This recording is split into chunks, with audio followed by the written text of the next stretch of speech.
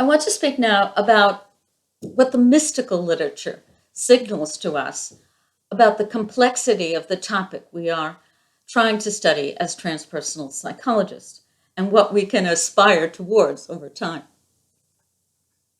Particularly, just going to refer to one particular Hindu saint whose name is Sri Nisargadatta Maharaj. And I'm referring to a book entitled I Am That. In this book of edited talks, Nisargadatta speaks to the fact that every single moment is created by all the potentiating moments at that time. Therefore, everything is happening as one large potentiating embrace. This is the mystery of life, of which we can aspire to study in transpersonal psychology. This is why we cannot limit ourselves to methods that have been designed for hypothesis testing. To give a very simple example, and probably too simple, but here goes. When I turn on my washing machine by pulling the knob and turning it, and the washing machine goes on, that's very simple cause and effect. It is a strip, if you will, of time. And this happens repeatedly, and it's a very good thing that it happens repeatedly. This is an example, a very simple example of cause and effect. When I turn the knob and turn it, the washing machine goes on. But however, it does not in any way encompass all the factors within my humanity that allow me to recognize the knob, turn the knob, and all the experience that I have had that allow that to happen in that very moment. Nor does it include the mechanisms of the machine and the faraway electricity which are brought to the machine. So the phenomena of turning on the washing machine in its fullness is very, very wide. This is a kind of example of what we're looking at when we're studying transpersonal psychology. We're not just looking at a strip of cause and effect. Turning the knob, the machine goes on, this kind of time-lapse sequence. But we're looking at a very much broader phenomena, a much richer and diverse phenomena that includes everything that has happened, is happening, and potentially what might happen in the future. This is what mystics tell us and have told us in many traditions over time. So the reduction of transpersonal research to a very narrow definition of what the field is will make the field very, very mechanistic, simplistic, and rather uninteresting. As one of my students said to me, one of my postdoc scholars said to me not so long ago, well, if Harris Friedman is right that all we can study is what is, has a physical referent, I'm out of here. The field of transpersonal psychology is interested in these topics, and transpersonal psychologists are interested in these topics. I also want to go on to talk about Harris Friedman's ideas about the separation of the field of transpersonal psychology from the field of transpersonal studies, a distinction that he makes. Transpersonal psychology, from Harris's point of view, is only what can be scientifically studied by his much more narrow definition of what science is.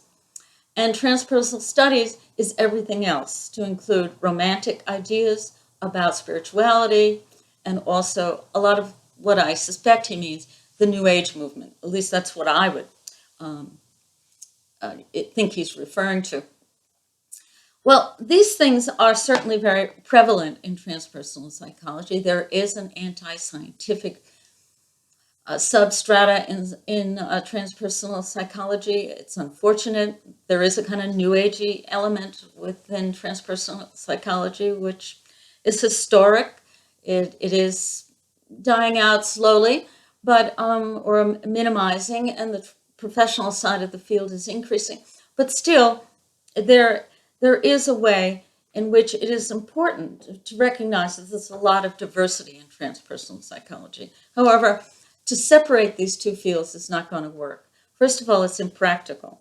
Those people who Harris Friedman might consider to be on the more new agey and workshop side of things or anti-scientific are not suddenly going to call themselves something different. They're going to continue calling themselves transpersonal psychologists because transpersonal studies as a term has no recognizability or known value in contemporary culture. So first of all, his separation is impractical. The other, and this is extremely important, is that the nature of science is constantly evolving and changing. And academic fields are not defined by any one person or any one idea. They are created organically. That is, a field develops over time by the people within that field, by the methods they use, the subject matter they choose to study. For example, I was originally trained as a social psychologist, an experimental social psychologist. Many of the topics studied by social psychologists in psychology are also studied by social psychologists in the field of sociology. We both study dyads and groups and the interaction between individuals and groups and groups and groups. However, the methods we use and often the actual topics we study are actually quite different often and don't overlap. Sometimes they're similar, but sometimes they overlap. Some of these topics are also studied by anthropologists or a political scientist. It's important to understand that academic fields are created by the practitioners over time. They are defined historically. They are defined historically and culturally. They are not designed by fiat, by some conceptual idea about what should be in one field and what should be in another. It doesn't work that way. So in that sense, Harris's idea is simply an idea. It's impractical to think that this is going to happen. I would also like to mention that the tendency to work towards a very hypothesis testing model for science is completely going against the tide of what is going on now in qualitative research methods within psychology and many other fields in the human sciences. I said this a little bit earlier, or referred to it. Basically, we have so many methods now in psychology and throughout the human sciences that can study transpersonal topics very well and very doable. The fourth reason why Harris Friedman's separation between or segregation of transpersonal psychology and transpersonal studies won't work is that it's based on the idea that transpersonal psychology is not scientific. And well, there are many fields within psychology that are not scientifically based. Organizational psychology often is, school psychology often is, many fields, industrial psychology. And Jorge Freire, in his critique of Harris Friedman's position, names a whole list of fields that are in psychology that do not necessarily involve themselves in scientific hypothesis testing. So, these are simply a list of reasons why it won't work.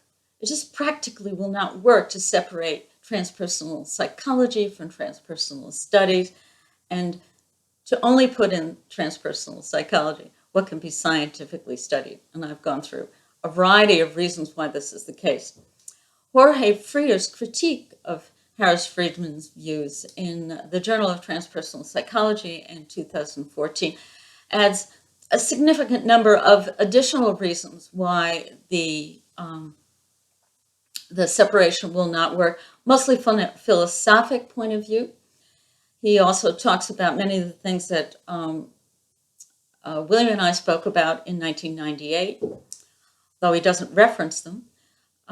So it is important to recognize that there's a great deal of complexity in the field, and I agree with Jorge Freir's critique of Harris Friedman's view. And basically, it sums up by saying that it isn't doable to separate these two fields or to create these two fields in this way. Thank you for listening.